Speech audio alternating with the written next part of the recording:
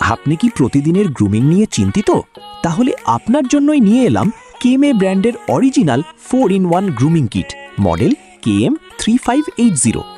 একই ডিভাইসে পাচ্ছেন 4টি আলাদা হেড, যা দিয়ে আপনি চুল ছাঁটা, দাড়ি শেভ করা, নাকের ও কানের অপ্রয়োজনীয় চুল পরিষ্কার করা এবং নিজের পছন্দ মতো স্টাইল করা সব কিছুই করতে পারবেন খুব সহজে।